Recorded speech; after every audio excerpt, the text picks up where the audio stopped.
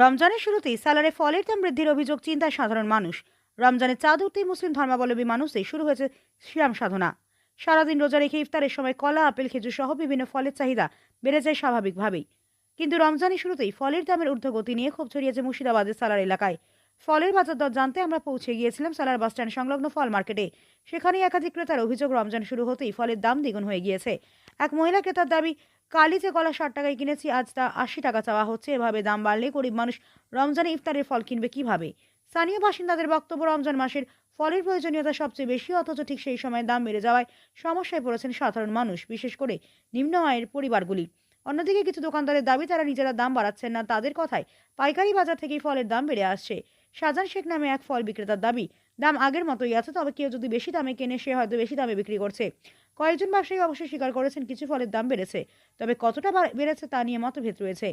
দাম বাড়ানো হয়েছে কিনা তা নিয়ে ব্যবসায়ী ক্রেতাদের বক্তব্যে ভিন্নতা থাকলেও বাজারে ফলের মূল্য বৃদ্ধি নিয়ে উদ্বেগ ও অসন্তোষ স্পষ্ট। রমজানের মতো পবিত্র মাসে নিত্য প্রয়োজনীয় ফলের দাম নিয়ন্ত্রণে প্রশাসনের হস্তক্ষেপ দাবি করছেন অনেকেই।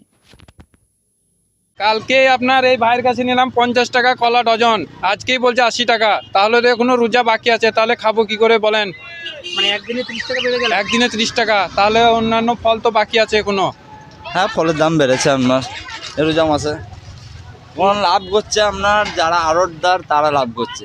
কলালারা আপনার বাড়ি করে নিচ্ছে, বিল্ডিং করে নিচ্ছে, বুঝলেন? দাম বাড়াই, এত দামে কিনে কিনে খাইতে তো পাওয়া যাবে না, মনে হচ্ছে পারা যাবে না। কি কি কিনলেন আপনি? হ্যাঁ, খেজুর লিয়েছে, কোন লিনে খেজুরের প্যাকেট নিলাম। এবার কলা আর তো ওরা হাই দাম বলছে, ওরা 80 টাকা ডজন বলছে। এত মনে হচ্ছে গায়ে হাতই দেওয়া যাবে না কলার।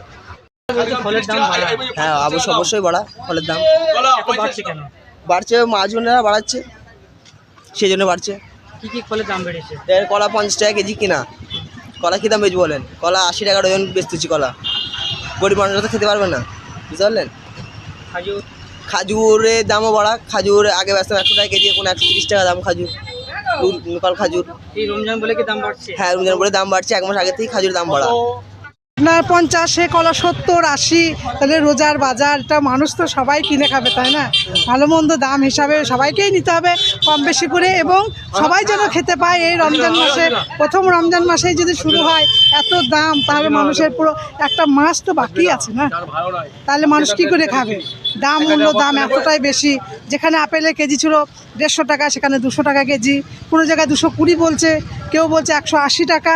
মানে এক এক দোকানে গিয়ে এক এক রকম দাম।